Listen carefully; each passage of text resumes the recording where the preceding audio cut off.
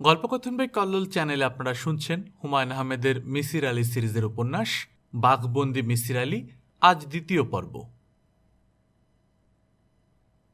ফজলু রান্না চড়িয়েছে, তার কাছেই দিলজান বাবার সঙ্গে নিচু গলায় গল্প করছে, মাঝে মাঝে চুলার খড়ি নেড়ে চেড়ে দিচ্ছে। রান্না আজ অনেক দেরিতে শুরু হয়েছে, মনে হচ্ছে ফজলুর স্ত্রী অসুস্থ। ফতে একটা সিগারেট ধরিয়ে ফজলুর দিকে এগিয়ে গেল। আগুনের পাশে বসে সিগারেটটা শেষ করলে ভালো লাগবে। ফজলু, কেমন আছো? ফতে নিঃশব্দে এসে পেছনে দাঁড়িয়েছে। ফজলু বুঝতে পারেনি বলে ভয়ঙ্কর চমকে গেল। ফতেকে দেখে সে নিশ্চিন্ত হতে পারল না। চোখে মুখে ভয়ের ভাবটা থেকে গেল। শুকনো গলায় বলল, যে ভালো আছি, আপনার শরীর ভালো? এই বলেই সে ফতে যাতে দেখতে না পায় এমন ভঙ্গিতে মেয়েকে চোখের ইশারা করল, যার অর্থ তুই এখানে থাকিস না, ঘরে ঢুকে যা। মেয়ে বাবার আদেশ পালন করল। ফতে পুরো প্রক্রিয়াটি দেখল। তার চেহারায় কোনো ভাবান্তর হলো না। দিলজান যে মোড়ায় বসেছিল, ফতে সেই মোড়াতে বসতে বসতে বলল, কি রান্না হচ্ছে? ফজলু বিনীত গলায় বলল, গরিবের খাওয়া খাদ্য। গরিবের খাওয়া খাদ্যটা কি? আমার তো মনে হচ্ছে মাংস রান্না হচ্ছে, ভালো ঘ্রাণ বেরোচ্ছে। দিলজান মাংস খাইতে চায়, কয়েকদিন ধরে বলতেছে 2 দিন পরে বিবাহ করে শ্বশুর বাড়িতে যাবে। আমার কাছে যে কয়দিন আছে শখ মিটায় দেই। বিয়ে ঠিক হয়েছে নাকি? যে না, তবে এটা নিয়ে চিন্তা করি না। জন্ম মৃত্যু বিবাহ আল্লাহ পাকের ঠিক করা, উনি যেখানে ঠিক করছেন সেইখানেই হবে। রোজগারপাতি কেমন হচ্ছে? খারাপ না, আল্লাহ মেহেরবান, রোজই কাজ পাই, গতর খাটনি কাম। তাই গাছপালার কাম পাইলে ভালোই তো। গাছপালার কামটা কি? ফজলু উৎসাহ নিয়ে ঘুরে বসল, আগ্রহের সঙ্গে বলল, ঢাকা শহরে দেখছি রাস্তায় রাস্তায় গাছপালা বেচে, ফুলের গাছ, ফলের গাছ। গাছ বেচতে পারলে ভালোই তো।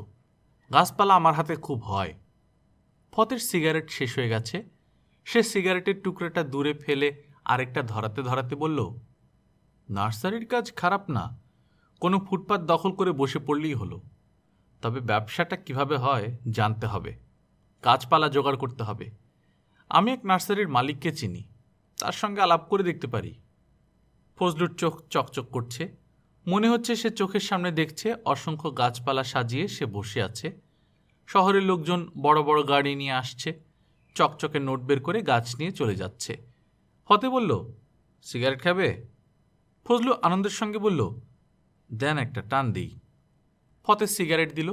ফজলু চুলা থেকে জ্বলন্ত লাকড়ি বের করে সেই আগুনের সিগারেট ধরিয়ে তৃপ্তির নিঃশ্বাস ফেলে বলল, গাছের ব্যবসার খোঁজ খবর নিয়েন, আমি কলমের কামও খুব ভালো জানি। তাই নাকি?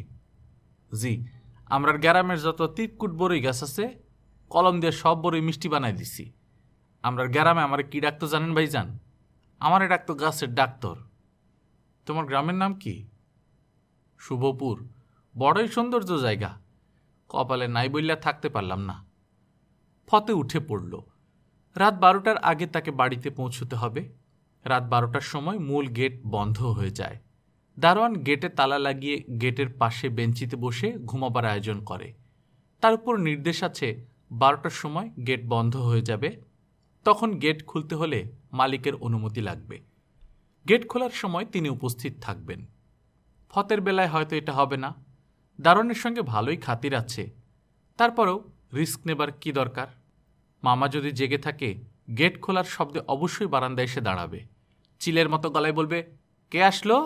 ও আচ্ছা, বাংলার ছোট লাট সাহেব। ফতে থাকে তার মামার বাড়ির গ্যারেজে। মামা গাড়ি কেনেননি বলে তার গ্যারেজ খালি। তিনি কখনো গাড়ি কিনবেন এরকম মনে হয় না। দরিদ্র লোকজন যখন টাকা পয়সা করে তখন জমি কেনে, বাড়ি বানায়। কেউ কেউ এক পর্যায়ে গাড়ি কেনার মতো করে সাহস সঞ্চয় করে ফেলে, আর কেউ কোনোদিনই তা পারে না। বদরুল সাহেব দ্বিতীয় দলের। গাড়ি না কিনলেও তিনি একটা বেবি ট্যাক্সি কিনেছেন, প্রাইভেট সাইনবোর্ড লাগানো। বেবি ট্যাক্সিতে করে তিনি ঘুরে বেড়ান, তার ব্যবসা বাণিজ্য দেখেন। গ্যারেজে 2টো চৌকি আছে, একটায় ফতে ঘুমায়, পাশেরটায় বেবি ট্যাক্সির ড্রাইভার বাদল। তবে বেশিরভাগ সময় বাদল তার বাড়িতে চলে যায়। হঠাৎ হঠাৎ বেবি ট্যাক্সি চালানোর প্রয়োজন পড়লে ফতে চালায়। তার লাইসেন্স নেই, কিন্তু বেবি ট্যাক্সি সে ভালোই চালাতে পারে। যদিও বদরুল সাহেব তার ভাগ্নের বেবি ট্যাক্সি চালানোতে কোনো ভরসা পান না। সারাক্ষণ টেনশনে থাকেন, সারাক্ষণ উপদেশ দিতে থাকেন, আয় গাধা আস্তে চালা, আয় গাধা তোর ওভারটেক করার কি দরকার, তোর কি হাগা ধরেছে, হর্ন দেস না কেন, হর্ন না দিলে রিক্সাওয়ালা বুঝবি কি করে তার পিছনে বেবি ট্যাক্সি, রিক্সাওয়ালার মাথার পিছনে কি চক্ষু আছে? বাসায় পৌঁছেই ফতে দেখল উঠানে জটলা, তার মামা ব্যস্ত ভঙ্গিতে হাঁটাহাঁটি করছেন। ফতেকে দেখেই তিনি ধমক দিয়ে উঠলেন, রাত 12টা বাজে, তুই ছিলি কোথায়? মদ ধরেছিস নাকি? মদের আখড়ায় ছিলি? গা দিয়ে তো মদের গন্ধ বেরোচ্ছে, মালটা নিয়ে এসেছিস? ফতে জবাব দিল না। উত্তপ্ত মুহূর্তে যাবতীয় প্রশ্নের উত্তরে নীরব থাকতে হয়। মামা অতি উত্তপ্ত। বেবি ট্যাক্সি বের কর, তোর মামিকে হাসপাতালে নিতে হবে। হঠাৎ তার পেটে ব্যথা শুরু হয়েছে, ব্যথায় হাত পা নীল হয়ে যাচ্ছে। বুঝলাম না কি ব্যাপার। ফতে বলল, কোন হাসপাতালে যাবেন মামা? আরে গাধা, আগে গাড়ি বের কর, বেহুদা কথা বলে সময় নষ্ট। ফতে বলল, ব্যথা থাকবে না মামা, কমে যাবে। বদরুল ক্ষিপ্ত গলায় বলল, তুই কি গণক এসেছিস? গনাগুনে বলে দিলি ব্যথা কমে যাবে? কথা বলে সময় নষ্ট, গাড়ি স্টার্ট দে। ফতে গাড়ি স্টার্ট দিল। বদরুল তার স্ত্রীকে হাত ধরে নিচে নিয়ে এলেন। তারা গাড়িতে ওঠার পরপরই ফতের মামি বলল, ব্যথা কমে গেছে। বদরুল বললেন, কতটুকু কমেছে? অনেক কম, বলতে গেলে ব্যথা নাই। একটু আগে কাটা মুরগির মতো ছটফট করছিলে, এখন বলছো ব্যথা নাই। হাসপাতালে যাব না। আবার যদি শুরু হয়? আবার শুরু হলে তখন যাব। বদরুল স্ত্রীকে হাত ধরে নামালেন। ফতের দিকে তাকিয়ে বললেন, তুই ঘুমাবি না, তোর মরণ ঘুম। একবার ঘুমালে কার সাধ্য তোকে ডেকে তোলে? তুই জেগে বসে থাকবি, তোর মামির ব্যথা আবার উঠবে বলে আমার ধারণা। ফতে হ্যাঁ সূচক মাথা নাড়ল এবং ফজরের আজান না পড়া পর্যন্ত জেগে বসে রইল। অনেকের রাত জাগতে কষ্ট হয়, ফতের কখনো হয় না, বরং রাত জাগতে তার ভালোই লাগে। রাতে নানান চিন্তা করতে তার ভালো লাগে। এই চিন্তা কখনো দিনে করতে ভালো লাগে না। দিনে অবশ্য চিন্তাগুলি মাথায় আসেও না, চিন্তাগুলি রাতের। রাত যত গভীর হয়, চিন্তাগুলিও গভীর হয়। ফতের আশেপাশের সব মানুষকে শাস্তি দিতে ইচ্ছা করে। কাকে কিভাবে শাস্তি দেওয়া যায় এই চিন্তা। যেমন মামা বদরুল আলম, তাকে নানানভাবে শাস্তি দেওয়া যায়। নরম শাস্তি, নরমের চেয়ে একটু বেশি কঠিন শাস্তি। তবে মামার মানসিক অবস্থা এই রকম যে যে কোনো শাস্তি তার জন্য কঠিন শাস্তি। ফতে এক এক সময় এক এক ধরনের শাস্তির কথা ভাবে। গতরাতে ভেবেছে সে তার মামিকে নিয়ে কিছু আজে বাজে কথা লিখে বেনামে মামার কাছে একটা চিঠি লিখবে। এই শাস্তিটা হবে খুবই কঠিন, কারণ তার মামার অসংখ্য দোষ থাকলেও তিনি তার স্ত্রীকে পাগলের মতো ভালোবাসেন। ভালোবাসেন বলেই সন্দেহের চোখে দেখেন। স্ত্রীকে একা কোথাও যেতে দেবেন না, সব সময় নিজে সঙ্গে যাবেন। তার স্ত্রীকে কেউ টেলিফোন করলে তিনি তৎক্ষণাৎ একতলায় চলে যাবেন। অতি সাবধানে একতলার টেলিফোন রিসিভার কানে নিয়ে শুনবেন কে টেলিফোন করেছে। একতলার টেলিফোন এবং দোতলার টেলিফোনে প্যারালাল কানেকশন আছে। তার স্ত্রীর নামে যেসব চিঠি আসে তার প্রত্যেকটা তিনি আগে পড়ে তারপর স্ত্রীর হাতে দেন। এই যখন অবস্থা, তখন তার কাছে যদি একটা চিঠি আসে যার বিষয়বস্তু ভয়াবহ, তখন কি হবে? চিঠিটা এরকম হতে পারে, জনাব বদরুল আলম সাহেব, সালাম পর সমাচার, আমি আপনাকে কিছু গোপন বিষয় জানাইবার জন্য এই পত্র লিখিতেছি। বিষয়টি অত্যধিক গোপন বলিয়া আমি আমার নিজের পরিচয়ও গোপন রাখিলাম। এই ত্রুটি ক্ষমাসুন্দর দৃষ্টিতে দেখিবেন, ইহাই আমার কামনা। যাহা হোক, এখন মূল বিষয়ে আসি। আপনার স্ত্রী তসলিমা খানম বিষয়ে কিছু কথা। তসলিমা খানম যখন বিদ্যাসুন্দরী স্কুলের 10ম শ্রেণীর ছাত্রী, তখন জনৈক তরুণের সঙ্গে তাহার অতীব ঘনিষ্ঠতা হয়, যে ঘনিষ্ঠতার কথা ভাষায় বর্ণনা করা আমার পক্ষে সম্ভব নহে। উক্ত তরুণ দুষ্ট প্রকৃতির ছিল। সে তসলিমা খানমের সহিত তাহার ঘনিষ্ঠতার কিছু ছবি গোপনে তাহার আরেক দুষ্ট বন্ধুর সহায়তায় তোলে। ছবির সর্বমোট সংখ্যা 21। এই 21টি ছবির মধ্যে 5টি ছবি এতই কুরুচিপূর্ণ যে যে কোনো মানুষ শিহরিত হইবে। জনাব, আপনাকে উত্তেজিত এবং ছবির কারণে ভীত হইতে নিষেধ করিতেছি, কারণ আমি সমুদয় ছবির নেগেটিভ সহ সংগ্রহ করিয়া নষ্ট করিয়া দিয়াছি। কাজেই উক্ত ছবি দেখাইয়া কেহই অর্থ সংগ্রহের জন্য আপনাকে চাপ দিতে পারিবে না। আপনাকে এই তথ্য জানাইয়া রাখিলাম।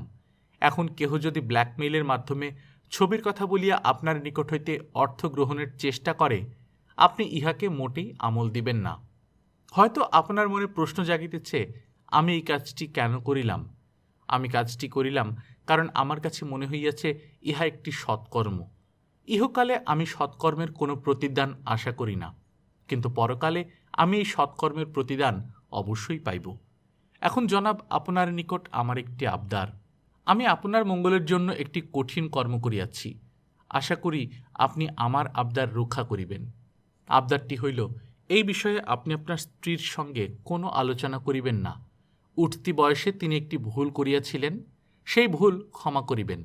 আল্লাহ পাক ক্ষমা পছন্দ করেন।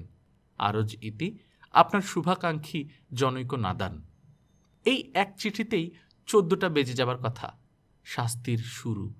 তারপর আস্তে আস্তে শাস্তির ডোজ বাড়াতে হবে। পথে ছোট্ট নিঃশ্বাস ফেলল। মিথ্যা চিঠি মানুষ বিশ্বাস করে না। মিথ্যা কখনো টেকে না। খুব বেশি হলে 7 দিন। মিথ্যার আয়ু অল্প। শাস্তি দিতে হলে সত্যি দিয়ে শাস্তি দিতে হবে। সেই ধরনের সত্যি কিছু বিষয় ফতে জানে, অন্যভাবে জানে, এমনভাবে জানে যার সম্পর্কে ধারণা করা মানুষের জন্য কঠিন, বেশ কঠিন। ফতে ক্ষমতাধর মানুষ, তার ক্ষমতা অন্যরকম ক্ষমতা। ফতে সিগারেট ধরালো। রাত বাড়ার সঙ্গে সঙ্গে ঠান্ডাও বাড়ছে। গলা থেকে মাফলার খুলে সে কান ঢাকল। মিসির আলি সাহেবের ঘরে বাতি জ্বলছে। বুড়ো এখনো জেগে গুটুর গুটুর করে বই পড়ছে। একটা মানুষ দিনরাত বই পড়ে কিভাবে কে জানে। এত জ্ঞান নিয়ে কি হবে? মৃত্যুর পর সব জ্ঞান নিয়ে কবরে যেতে হবে। যে মাথায় গিজগিজ করত জ্ঞান, সেই মাথার মগজ পিঁপড়া খেয়ে ফেলবে। শরীরে ধরবে পোকা। ফতে সব মানুষকে চট করে বুঝে ফেলে, কিন্তু এই মানুষটাকে এখনো বোঝা যাচ্ছে না। কখনো মনে হয় মানুষটা বোকা। শুধু বোকা না, বোকাদের উজির নাজির। আবার কখনো কখনো মনে হয় লোকটা মহা চালাক। সে আসলে চালাকদের উজির নাজির। তার কাজের একটা ছেলে আছে, তার সাথে যেভাবে কথা বলে মনে হয় নিজের ছেলের সঙ্গে কথা বলে। একদিন সে বাড়িতে উঁকি দিয়ে দেখেছে দুজন পাশাপাশি বসে ভাত খাচ্ছে। আরেক দিনের কথা ফতের স্পষ্ট মনে আছে। সে গিয়েছে বাড়ি ভাড়া আনতে। মিসির আলি সাহেব তখন নিজেই চা বানাচ্ছিলেন। ফতেকে বলল, চা খাবে? ফতে বলল, না। এখন কাজের ছেলের দিকে তাকিয়ে বললেন, ইয়াসিন, চা খাবি? ইয়াসিন গম্ভীর গলায় বলল, হ, চিনি বেশি দিয়েন। ফতে অবাক হয়ে দেখল মিসির আলি কাজের ছেলের জন্য চা বানিয়ে আনছেন। লোকটা নাকি অনেক জটিল বিষয় জানে। কি জানে, কতটুকু জানে, তা ফতের দেখার ইচ্ছে। ফতে জটিল বিষয় নিজেও জানে। তাকে কেউ চিনে না, কারণ সে বলতে গেলে এক বাড়ির কাজের লোক, বেবি ট্যাক্সির ড্রাইভার। তার কথা কে বিশ্বাস করবে? সে যদি বলে, এই দুনিয়ার জটিল বিষয় আমি যত জানি তা আর কেউ এত জানে না, কেউ কি তা বিশ্বাস করবে? কেউ বিশ্বাস করবে না, কারণ সে মিসির আলির মতো জ্ঞানী না। সে ইউনিভার্সিটিতে পড়ানো দূরে থাকুক, নিজে ইউনিভার্সিটির ধারে কাছে কোনোদিন যায় নাই, যাওয়ার ইচ্ছাও নাই।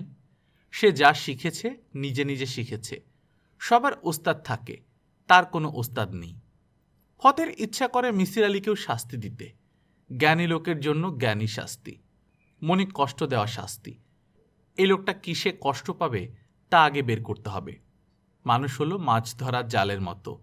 মাছ ধরা জালে 2-1টা সুতা ছেঁড়া থাকে। মানুষের জালেও সেরকম ছেঁড়া সুতা আছে। সুতার ছেঁড়া জায়গাটা হলো তার দুর্বল জায়গা। আক্রমণ করতে হয় দুর্বল জায়গায়। ফতের ধারণা মিসির আলির দুর্বল জায়গা তার জ্ঞান। ধাক্কাটা দিতে হবে জ্ঞানে। প্রমাণ করে দিতে হবে এত আগ্রহ করে যে জ্ঞান অর্জন করা হচ্ছে সেই জ্ঞান ভুল। কাজটা কঠিন, তবে খুব কঠিন না।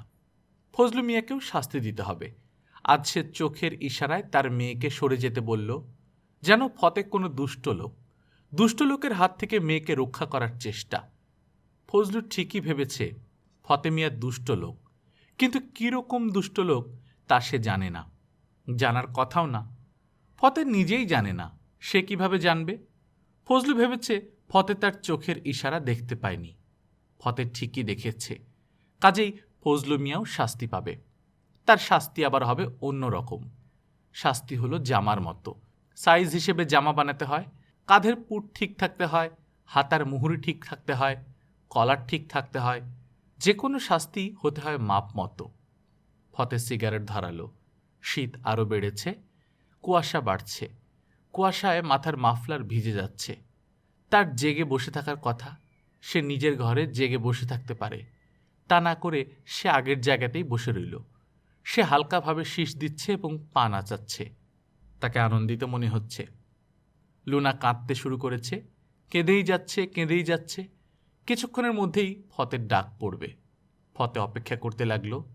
এখনও ডাক আসছে না। মেয়ের মা মেয়েকে শান্ত করার চেষ্টা করছে, লাভ হচ্ছে না। আচ্ছা, এমন কি হবে যে বিরক্ত হয়ে লুনাকে কোলে নিয়ে তার মা বারান্দায় এলো, তারপর বিরক্ত হয়ে দোতলা থেকে মেয়েকে ফেলে দিল? হওয়া বিচিত্র কিছু না। এই দুনিয়ায় অনেক বিচিত্র ব্যাপার ঘটে। বদরুল সাহেবের হাতে দাওয়াতের একটা কার্ড। দাওয়াতের কার্ডটা মিসির আলীর। বদরুল সাহেবের ঠিকানা এসেছে। তিনি নিজেই কার্ড দিতে এসেছেন। বিয়ের নিমন্ত্রণপত্র। মিসির আলী বললেন, আপনার আসার প্রয়োজন ছিল না, কার্ডটা কাউকে দিয়ে পাঠিয়ে দিলেই হতো। বদরুল সাহেব বললেন, আপনার সঙ্গে তো কথা হয় না, ভাবলাম এই সুযোগে দুটো কথা বলে আসি। ঢাকা শহরে বাড়িওয়ালা আর ভাড়াটের মধ্যে সুসম্পর্ক হয় না, আমি চাই সুসম্পর্ক। মিসির আলী বললেন, আপনি বসুন। বদরুল সাহেব বললেন, বসবো না, দাঁড়িয়ে দাঁড়িয়ে কিছুক্ষণ কথা বলে চলে যাব। নানান ব্যস্ততায় থাকি, বসে গল্পগুজব করার মতো সময় কোথায়? তা আমার বাড়িতে আপনার কোনো অসুবিধা হচ্ছে না তো? জি না। অসুবিধা হলে সরাসরি আমাকে বলবেন। আগে ফতেকে বললেই হতো, এখন আবার ফতের দোকান দিয়েছে, আলাদা বাসা নেবে। আমার কোনো সমস্যা হলে আমি আপনাকেই বলবো। আপনার কাজের ছেলেটাকে এক কাপ চা দিতে বলুন, চা খেয়েই যাই। নিজের বাড়ির চায়ের চেয়ে অন্যের বাড়ির চা খেতে সবসময় ভালো লাগে। মিসির আলী খানিকটা শঙ্কিত বোধ করলেন। খুব যারা কাজের মানুষ তারা মাঝে মাঝে গা এলিয়ে দেয়। এই ভদ্রলোক মনে হচ্ছে গা এলিয়ে দিতেই এসেছেন। মিসির আলীর হাতে তেমন কোনো কাজকর্ম নেই, তারপরেও আজ তিনি সামান্য ব্যস্ত।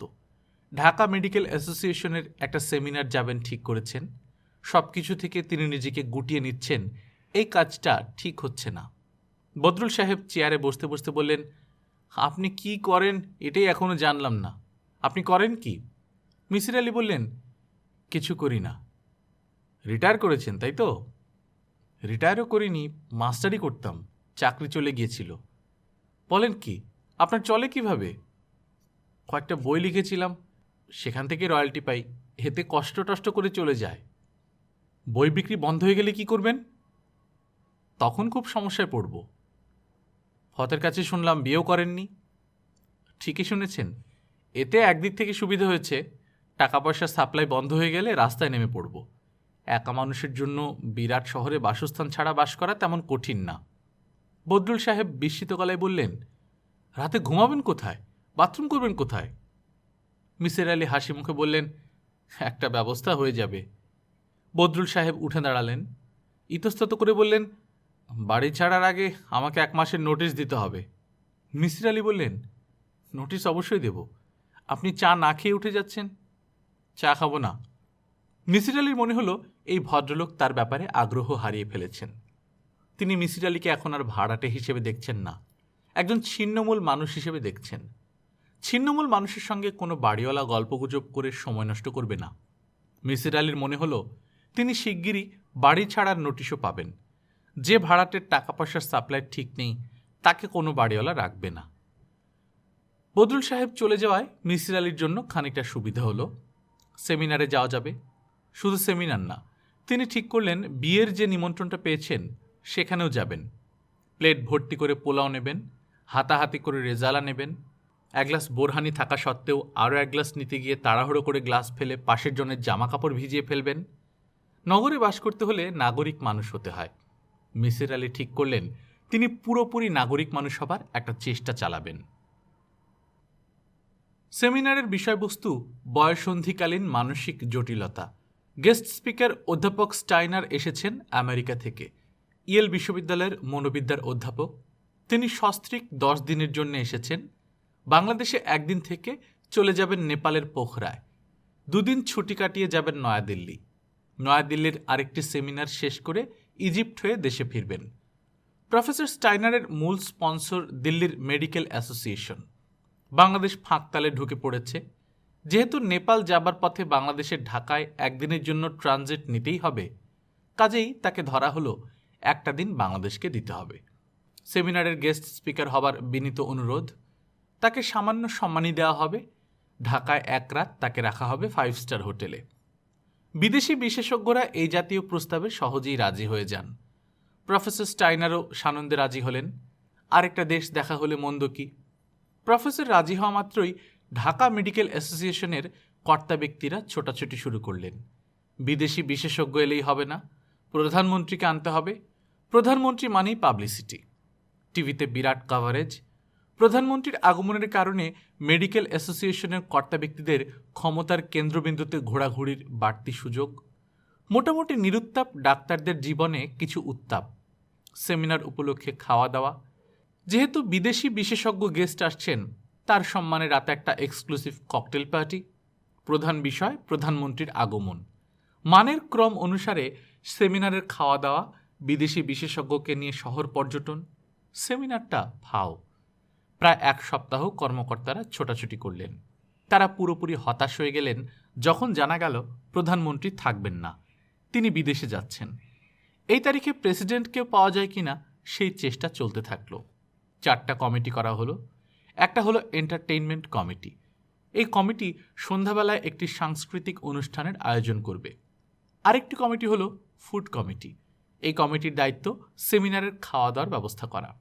তৃতীয় কমিটি দেখছে ককটেল পার্টি। খুবই সেন্সিটিভ বিষয়। কাকে দাওয়াত দিতে হবে, কাকে দাওয়াত দিতে হবে না, এটা চিন্তা ভাবনা করে ঠিক করতে হবে। নানান ধরনের ড্রিঙ্কসের ব্যবস্থা রাখতে হবে, যাতে বোতলের সংখ্যা এবং বৈচিত্র্য দেখে অধ্যাপক এবং অধ্যাপক পত্নীর চোখ ছানাবড়া হয়ে যায়। মূল সেমিনার বিষয়ে কোনো কমিটি হলো না। এটা তেমন গুরুত্বপূর্ণ বিষয় না। প্রফেসর স্টাইনারকে পাওয়া গেছে, এটাই গুরুত্বপূর্ণ। সেমিনারে বাংলাদেশ থেকে 2টা পেপার পড়া হবে। পেপার 2টো তৈরি আছে, ব্যাস। আর কি? সেমিনার শেষ হয়েছে। 2 ঘন্টার সেমিনার শেষে অতিথিদের জন্য লাইট রিফ্রেশমেন্ট। সাংবাদিক এবং অতিথিরা খাবারের টেবিলে প্রায় ঝাঁপিয়ে পড়েছেন। তাদের দেখে মনে হচ্ছে দীর্ঘদিন তারা অনশনে ছিলেন, আজ অনশন ভঙ্গ করেছেন। কে কার আগে প্লেট নেবেন তা নিয়ে ধাক্কাধাক্কি চলছে। খাবার ভালো, 5 স্টার হোটেলের খাবার। 500 টাকা প্লেটের রিফ্রেশমেন্ট খারাপ হবার কোনো কারণ নেই। এই ধরনের সেমিনারে মিসির আলী প্রথমে 1 কাপ কফি নিয়ে নেন। শুরুতে চা এবং কফির টেবিল খালি থাকে। কোনো রকম ধাক্কাধাক্কি ছাড়াই চা কফি নিয়ে নেওয়া যায়। নাস্তার টেবিলে ভিড় যখন কমে তখন সেখানে নাস্তা থাকে না। আজ ঘটনা অন্যরকম হলো। মিসির আলী কফি নিয়ে এক কোনায় বসে কফিতে চুমুক দিচ্ছেন। তার সিগারেট খেতে ইচ্ছা করছে, কিন্তু জায়গাটা স্মোক ফ্রি কিনা বুঝতে পারছেন না। অ্যাশট্রে চোখে পড়ছে না। এই সময় মিসির আলীর পেছনে প্রফেসর স্টাইনার এসে উপস্থিত। বিশুদ্ধ বিস্ময় নিয়ে সাউথের উচ্চারণে ইংরেজিতে বললেন, প্রফেসর মিসির আলী না? আমার কথা মনে আছে? মিসির আলী বললেন, হ্যাঁ মনে আছে। আপনি বাংলাদেশের তা ধারণা ছিল না, আমি জানতাম আপনি শ্রীলঙ্কান। মিসির আলী বললেন, আপনি তেমনভাবে আমার খোঁজ নেবার চেষ্টা করেননি। ভাষা খোঁজ নিয়েছেন বলেই ভাষা তথ্য পেয়েছেন। প্রফেসর স্টাইনার খুবই ব্যস্ত হয়ে পড়লেন তার স্ত্রীর সঙ্গে মিসির আলীর পরিচয় করিয়ে দেবার জন্যে। তিনি মিসির আলীর হাত ধরে টেনে নিয়ে গেলেন তার স্ত্রীর কাছে। মুগ্ধ গলায় বললেন, ক্যারোলিন, ইনি হচ্ছেন প্যারাসাইকোলজির গুরু। ওনার কিছু প্রবন্ধ নিয়ে কলম্বিয়া ইউনিভার্সিটি একটি বই প্রকাশ করেছে। বইটির নাম দ্য থার্ড কামিং। আমি বইটি তোমাকেও পড়তে দিয়েছিলাম। আমি নিশ্চিত তুমি পড়নি। না পড়লেও পৃথিবী নামক এই গ্রহের কয়েকটি শুদ্ধতম ব্রেইনের অধিকারীদের একজনের সঙ্গে হ্যান্ডশেক করো। এই ঘটনার পর মিসির আলীর আর নাস্তার জন্য চিন্তা করতে হলো না। বিশিষ্ট মেহমানদের সঙ্গে খাবার জন্য তাকে আলাদা করে নেওয়া হলো। কর্মকর্তাদের একজন এক ফাঁকে গলা নিচু করে বলল, মিসির আলী সাহেব, সন্ধ্যার পর ফ্রি থাকবেন। এক্সক্লুসিভ ককটেল পার্টি, হুইস্কির মধ্যে ব্লু লেভেল জোগাড় হয়েছে। মিসির আলী বললেন, আমি তো হুইস্কি খাই না। লাইটার ড্রিঙ্কসও আছে, খুব ভালো ওয়াইন আছে। আমি মদ্যপান করি না। কোক পেপসিও আছে, কোক পেপসি খাবেন?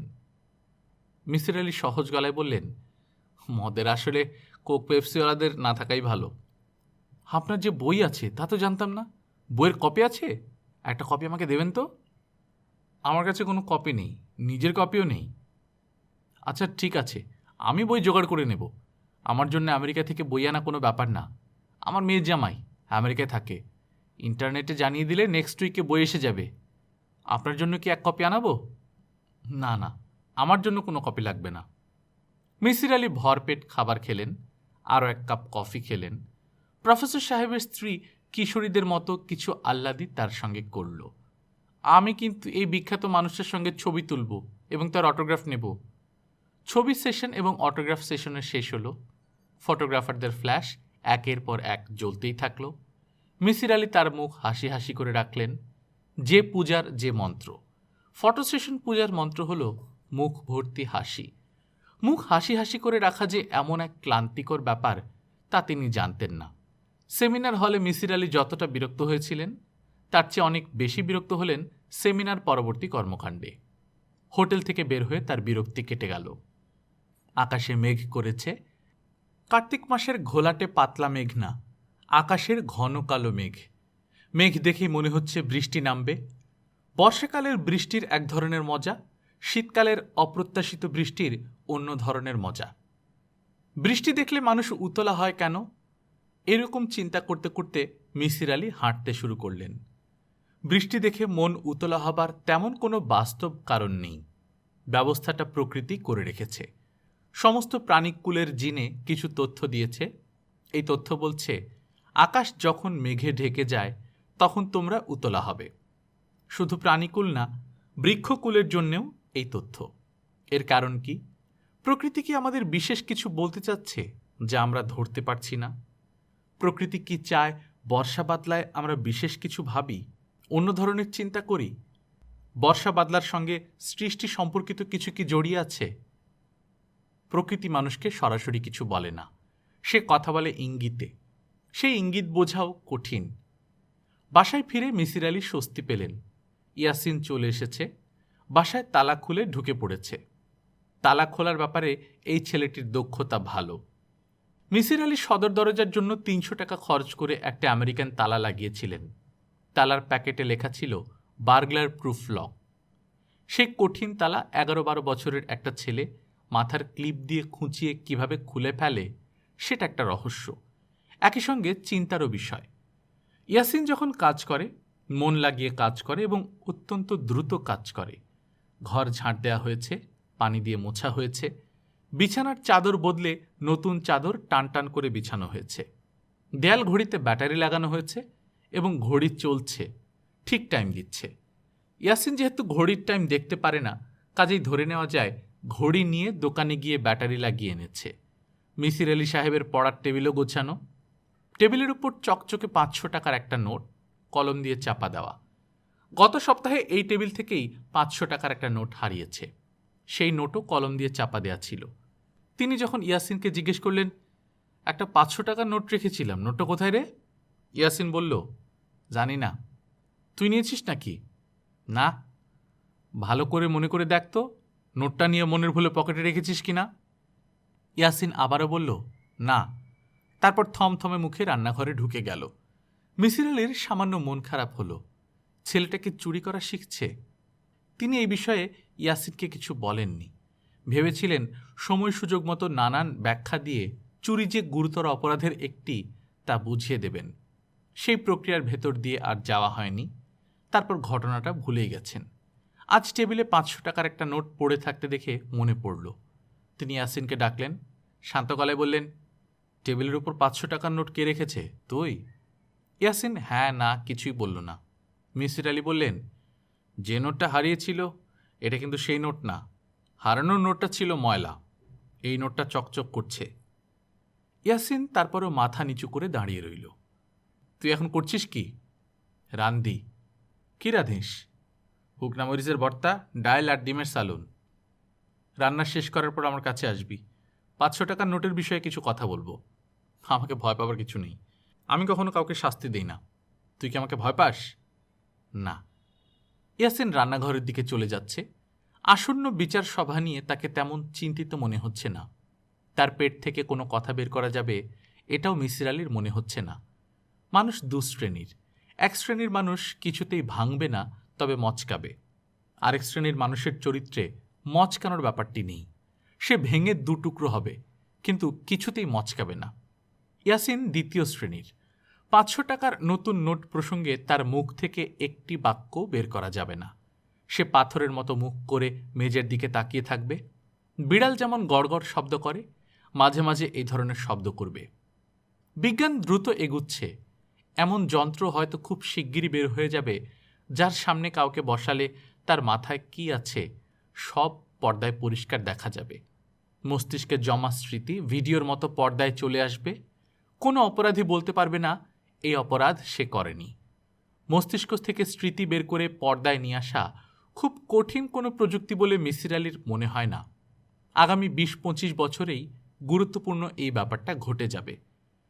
কিছুদিন আগে মিসির আলি কাগজে পড়েছেন 2 ভাড়াটে খুনির ফাঁসি হয়ে গেছে।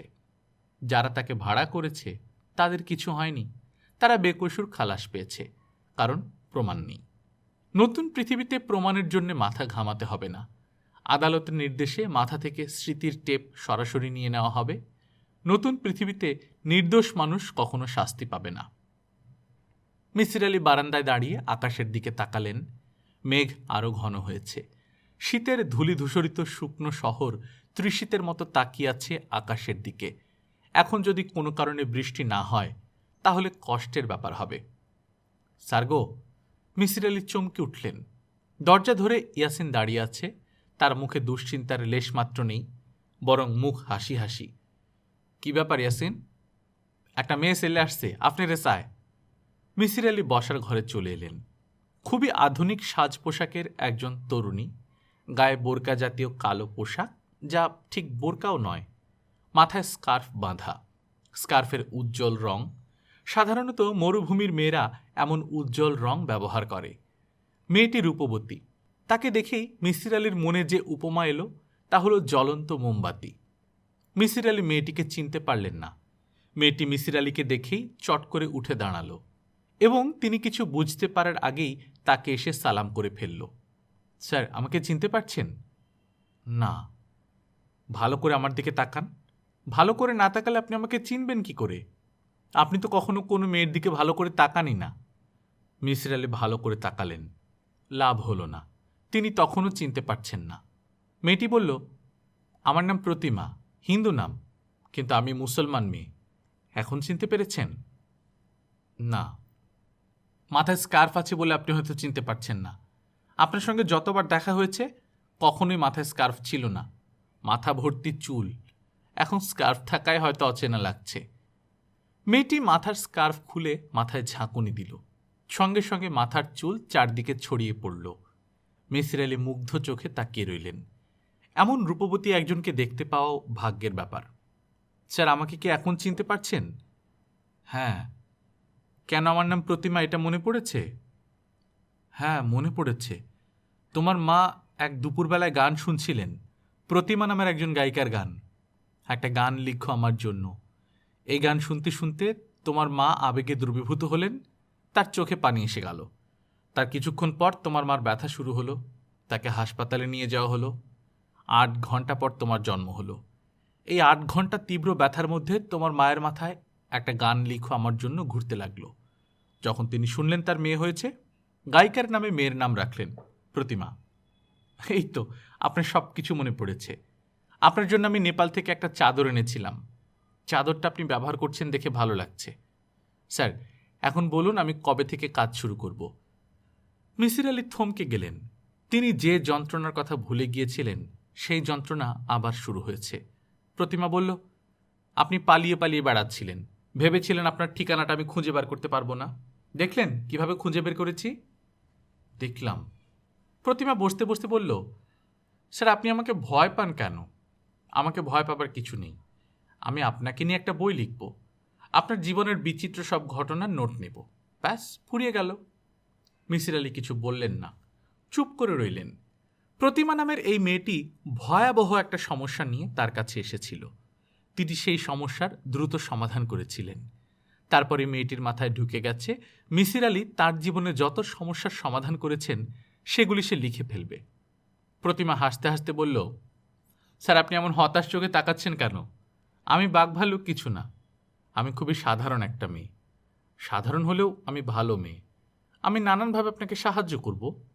মনে করুন সকালবেলা আপনার কাছে এলাম, আপনি কিছুক্ষণ কথা বললেন, আমি নোট নিলাম, তারপর আপনার ঘরের কাজকর্ম গুছিয়ে দিলাম। আমি রান্না করা শিখেছি, আপনার জন্য রান্না করলাম। তোমার এখনো বিয়ে হয়নি? না, আমি তো আগেই বলেছি আমি কখনো বিয়ে করব না। প্রতিমা খিলখিল করে হাসছে। মিসির আলি বললেন, হাসছো কেন? প্রতিমা বলল, আপনি হতাশ চোখে তাকাচ্ছেন, আপনাকে দেখে খুবই মায়া লাগছে, এই জন্য হাসছি। চা খাবে? না, চা খাবো না, আমি চলে যাব। আপনি প্রথম ধাক্কাটা সামলে নিন, তারপর আমি আসব। স্যার, ভালো কথা। আপনার সঙ্গে আমার সাক্ষাতের বিবরণ আমি গুছিয়ে লিখে ফেলেছি। কপিটা আপনার জন্য নিয়ে এসেছি। কপি আপনি পড়বেন এবং বলবেন কিছু বাদ পড়েছে কিনা। স্যার, ঠিক আছে? হ্যাঁ, ঠিক আছে। আজই পড়বেন। স্যার, আপনি ঘুম থেকে কখন ওঠেন? রাত করে ঘুমাতে যাই তো, ঘুম ভাঙতে ভাঙতে 9টা-10টা বেজে যায়। আমি যখন চার্জ নেব তখন ঠিক রাত 10টায় ঘুমোতে যেতে হবে। ভোর 6টায় ঘুম থেকে তুলে দেব। 1 ঘন্টা আপনাকে হাঁটতে হবে। 1 ঘন্টা পর মর্নিং ওয়াক সেরে এসে দেখবেন ব্রেকফাস্ট রেডি। মিসির আলি চিন্তিত গলায় বললেন, তুমি এখানে থাকবে নাকি? প্রতিমা বলল, হ্যাঁ, তবে এই বাড়িতে না। বাড়িধারায় আমার পাশাপাশি 2টা ফ্ল্যাট আছে। একটা আপনি থাকবেন, অন্যটা আমি থাকব। আমি একজন ইন্টেরিয়র ডিজাইনারকে খবর দিয়েছি, সে আপনার ফ্ল্যাটটা আপনার প্রয়োজন মতো সাজিয়ে দেবে। লাইব্রেরি থাকবে, লেখার টেবিল থাকবে। আমাকে গিয়ে তোমার ফ্ল্যাটে উঠতে হবে? হ্যাঁ। স্যার, এরকম শুকনো মুখ করে তাকাবেন না। আমি আগামীকাল সকাল 9টার সময় আসব। ঝড়, বৃষ্টি, সাইক্লোন, হরতাল যাই হোক না কেন, সকাল 9টায় আমি উপস্থিত হব। ঠিক আছে। এর মধ্যে আমার লেখাটা পড়ে ফেলবেন। লেখার কিছু কিছু অংশ ভালো মতো দেখে দেবেন, আমি দাগ দিয়ে রেখেছি। তুমি কি এখন চলে যাচ্ছ? প্রতিমা হাসতে হাসতে বলল, হ্যাঁ, তবে কাল দেখা হবে ঠিক সকাল 9টায়। স্বস্তির নিঃশ্বাস ফেলে লাভ নেই। আপনি নিশ্চয়ই একদিনের মধ্যে বাড়ি বদলাতে পারবেন না। মিসির আলির মনে হলো মেয়েটা পুরোপুরি সুস্থ নয়, কিছু সমস্যা তার এখনও রয়ে গেছে। মিসির আলি দুপুরের খাওয়া শেষ করে ঘড়ির দিকে তাকালেন। 2টা 25 বাজে। বিছানায় এসে কিছুক্ষণ গড়াগড়ি করা যায়। দুপুরের খাবার শেষ করে বই হাতে বিছানায় কাত হবার মধ্যে আনন্দ আছে। শরীর ভরা আলস্য, চোখ ভর্তি ঘুম, হাতে চমৎকার একটা বই। আজ অবশ্যই হাতে বই নেই, প্রতিমা নামের জ্বলন্ত মোমবাতির লেখা 52 পৃষ্ঠার খাতা। হাতের লেখা না, কম্পিউটারে কম্পোজ করা হয়েছে, স্পাইরাল বাইন্ডিং করা হয়েছে। হাতের লেখা হলে ভালো হতো। মানুষ তার চরিত্রের অনেকখানি হাতের লেখায় প্রকাশ করে। কারো লেখা হয় জড়ানো, একটা অক্ষরের গায়ে আরেকটা অক্ষর মিশে থাকে। কেউ কেউ লেখে গোটা গোটা হরফে, কেউ প্রতিটা অক্ষর ভেবেচিন্তে লেখে, কেউ অতি দ্রুত লেখে। লেখা দেখেই মনে হয় তার চিন্তা করার ক্ষমতা দ্রুত। সে মাথার চিন্তাকে অনুসরণ করছে বলে লেখাও দ্রুত লিখতে হচ্ছে। তবে কেউ কেউ লেখে ঢিমে তালে। কম্পিউটার মানুষকে অনেক কিছু দিচ্ছে, আবার অনেক কিছু কেড়েও নিচ্ছে। কম্পিউটারের লেখায় কোনো কাটাকুটি নেই, হাতের লেখায় কাটাকুটি থাকবেই। সেই কাটাকুটি হবে মানুষের চরিত্রের রহস্যের প্রতিফলন। হাতের লেখার যুগ পার হয়েছে, এখন শুরু হয়েছে কম্পিউটারে লেখার যুগ। এই যুগ শেষ হয়ে নতুন যুগ আসবে। কীরকম হবে সেটা?